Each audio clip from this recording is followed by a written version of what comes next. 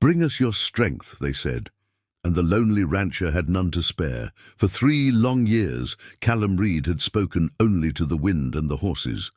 Every day was the same ritual of quiet survival. Fix the fence, feed the livestock, stare at the sunset until it swallowed the world. He lived on coffee, dust, and memories that refused to fade. That evening, as the sky bled orange over the valley, 2 shadows approached his porch. Their silhouettes rose taller with each hoofbeat until they stood before him, 2 Apache women, their bronze skin gleaming like forged metal, their eyes as steady as mountain stone. The older one spoke first, her voice low and rough as gravel. "We have come for a reason." The younger woman's gaze burned like sunlight on steel. "Our bloodline is dying. We need a man who knows how to listen, not one who only knows how to fight." Callum's hand froze around his tin cup. He set it down slowly, words dry in his throat. "You can't mean that." The elder stepped closer, towering over him. "We do.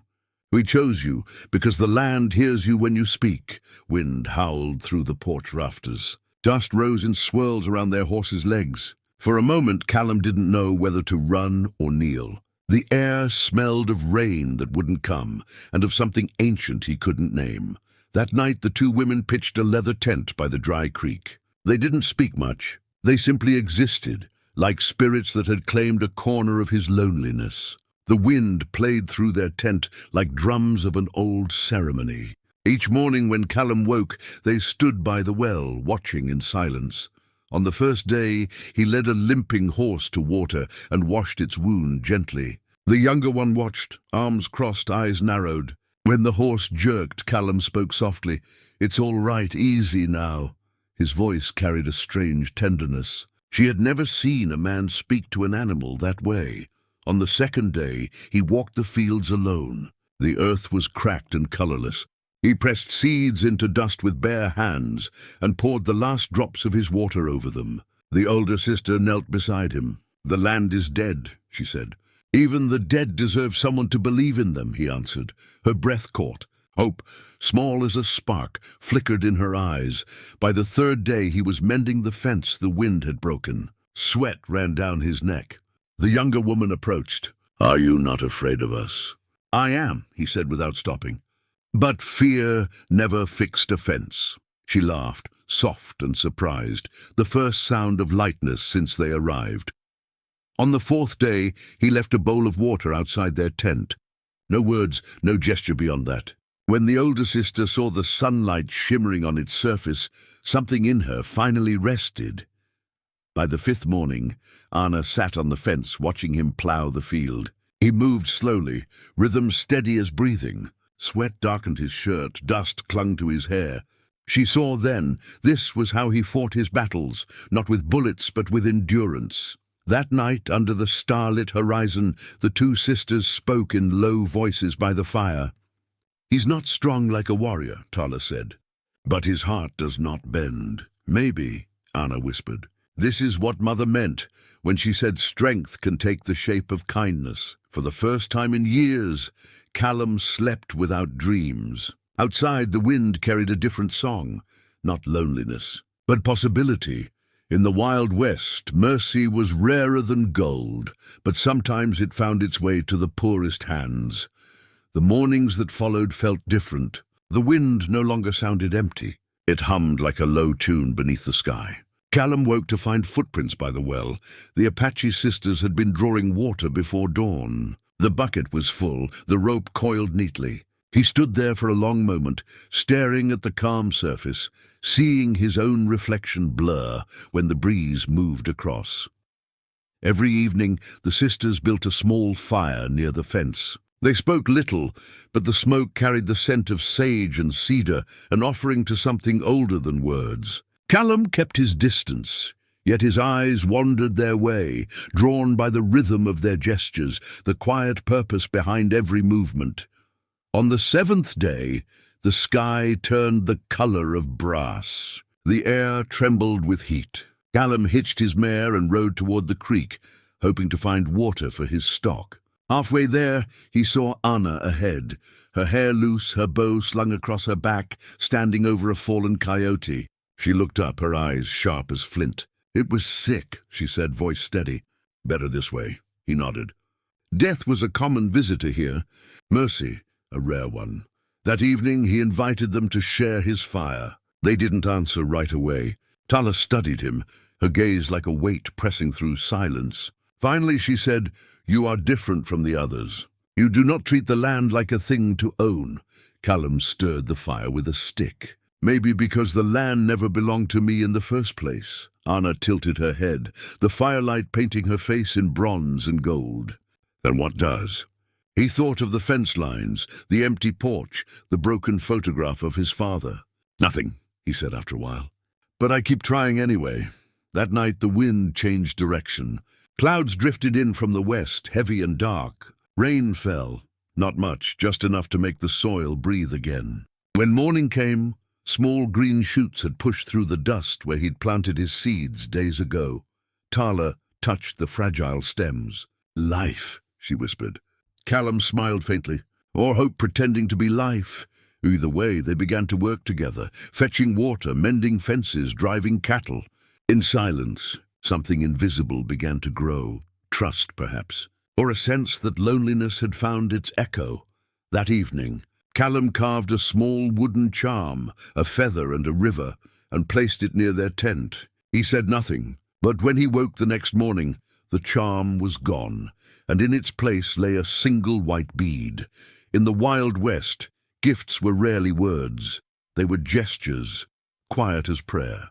By the second week, the valley breathed again. Small shoots dotted the furrows like shy candles. Callum walked the rows at dawn. Sage scented the air.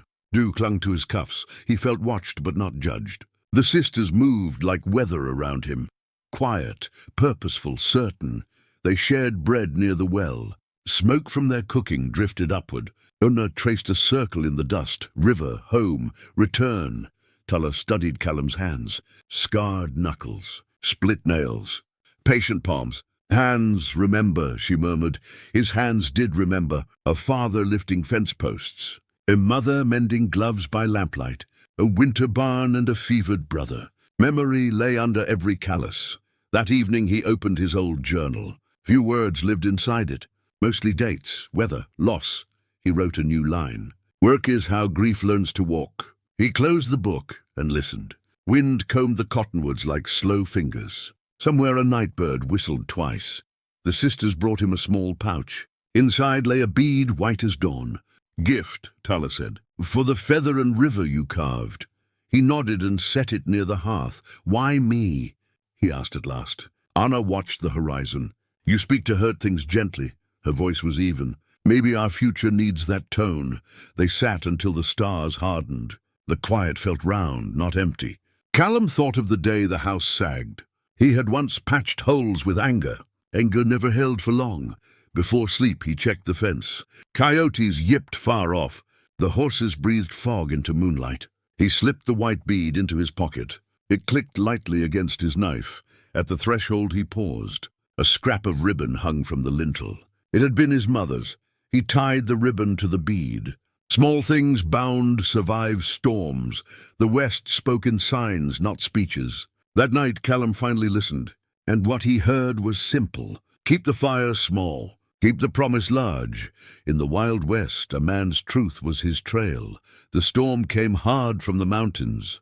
First a hush, then a rip of light, then wind that leaned on walls. Rain slashed like wire. "Barn first," Tala said. They ran with lanterns and rope. Thunder rattled nails in the rafters. Horses skittered, eyes white with panic. Anna sang low to calm them.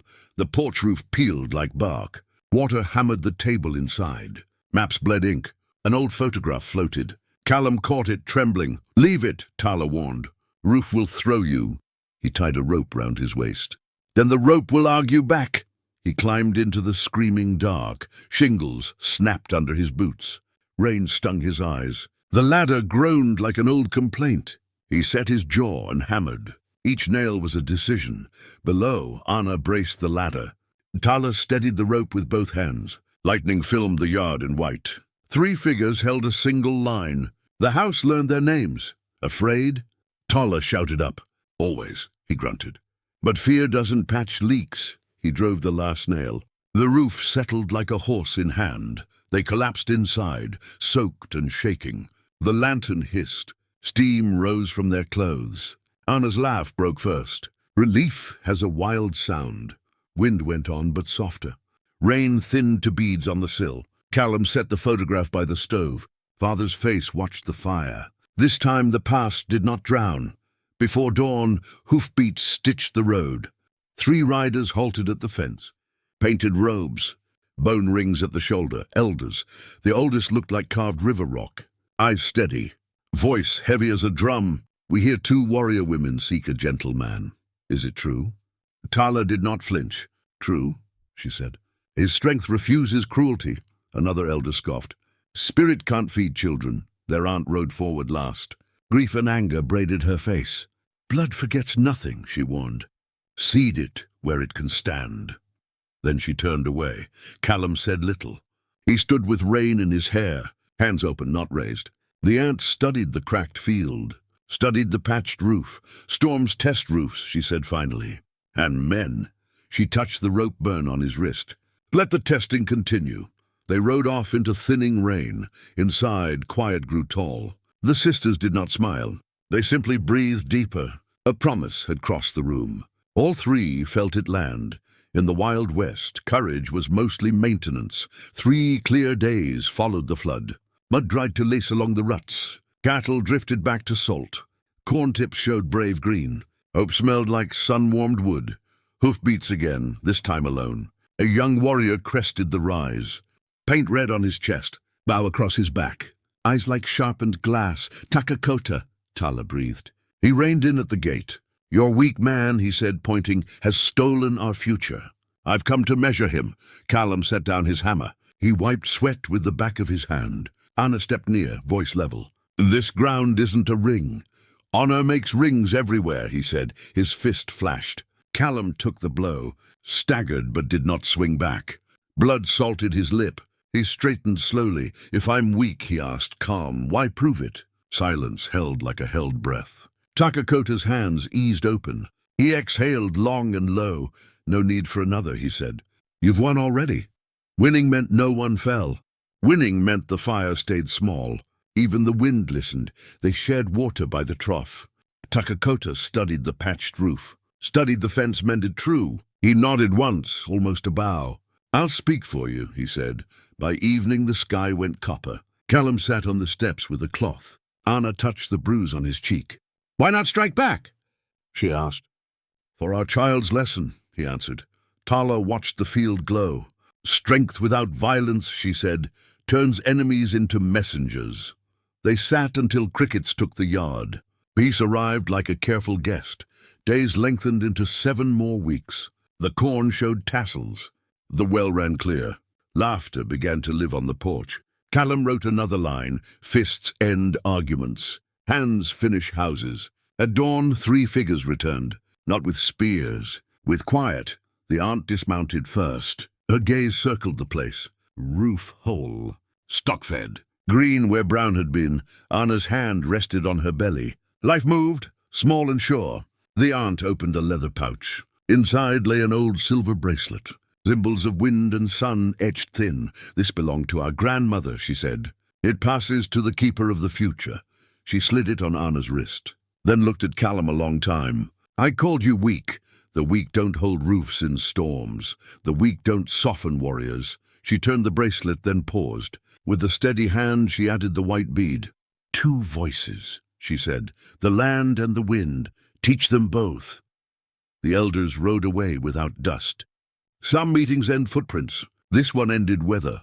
In the Wild West, justice sometimes arrived as acceptance. Spring came early, mild as mercy. Clouds drifted like folded letters. The corn reached a child's waist. Birdsong threaded the fence line. The house smelled of bread and saddle soap. The twins arrived at dawn. A boy with river-dark eyes. A girl with Callum's quiet smile. Tala held them with warrior hands gone tender. Anna laughed and wept in the same breath. News traveled without riders. Travelers stopped for water. Settlers asked for shade. Apache kin left gifts of sage. No one asked who belonged. Tala carved a sign for the door. House of the Wind in both tongues. A place for the footsore, a place for the lost, a place that said stay. Evenings turned into small schools. Callum taught letters by lamplight. Tala taught knives to be honest. Anna taught the morning prayer. The twins learned both songs. One sunset, he opened the old journal. He wrote a last line slowly. I once mistook fighting for strength. Now I know strength is keeping gentle, even when the world calls it weak. He closed the book and stepped outside. The valley lay gold and forgiving. Wind lifted the hem of day. He took out the silver bracelet. The white bead shone like a small moon. From his pocket he drew the wooden charm. Feather and River rubbed smooth by worry. He tied the charm to the bracelet's clasp. Feather, River, Bead, Land, Water, Sky, bound like three names on a single door. The children chased each other through tassels. Their laughter braided the field into circles. Dust rose and hung like a blessing. Tala leaned on the porch rail, smiling. Anna rested her brow on Callum's shoulder. We are no longer alone, she whispered. He felt the words settle like birds. Home doesn't ask for proof. Home keeps the lamp trimmed. Home points to tomorrow.